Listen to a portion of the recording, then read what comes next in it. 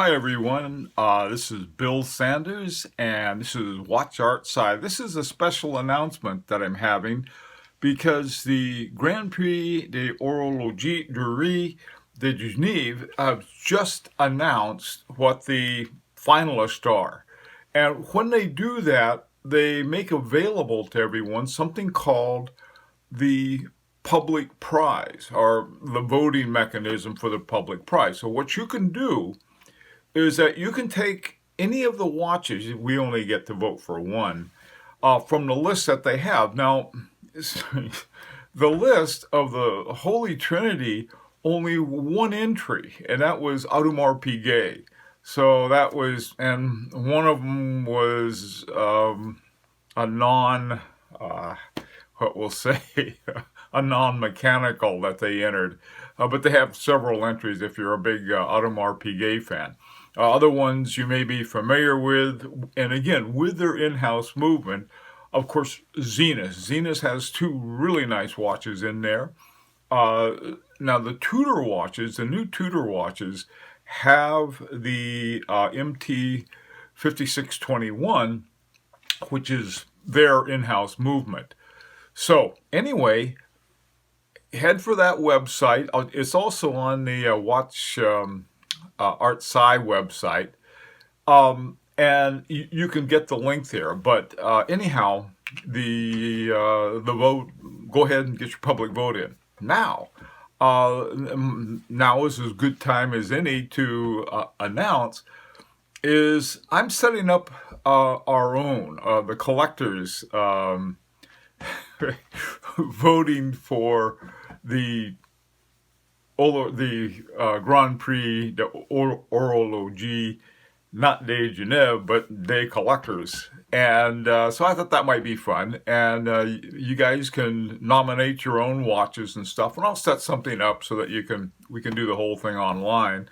And I thought that might be a lot of fun. Anyway, this is a very short video. I put the link up there, so go ahead and you register to vote, and you get one vote for one of the watches. But take a look at the watches, and let me tell you, some of them there don't exactly have their own movements in them. I know some that don't. Some that do, that you may identify with fashion watches like Mont Blanc and Hermes, they both now have their own in-house movement. The last time that Tudor won, they didn't have their own in-house movement. They had a ETA movement. But the new ones do. All of the ones that they've entered, I think they have like 3 entries if you're a big Rolex fan. Of course, Rolex never enters, so you can't vote for Rolex.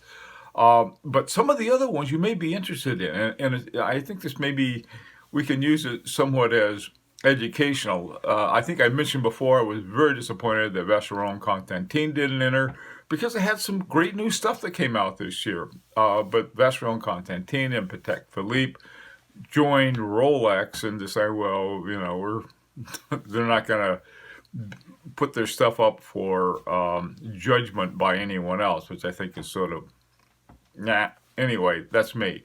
Okay. There's the URL to go ahead and click that, and then register to vote, and then they'll send you another email, and on that new email there'll be you put in a password, and then you can go ahead and vote. Now, you may want to do a little research on the different watches because a lot of them I've never heard of, and some of them are, you know, they must be like one-offs or something. I mean, they're like over $500,000.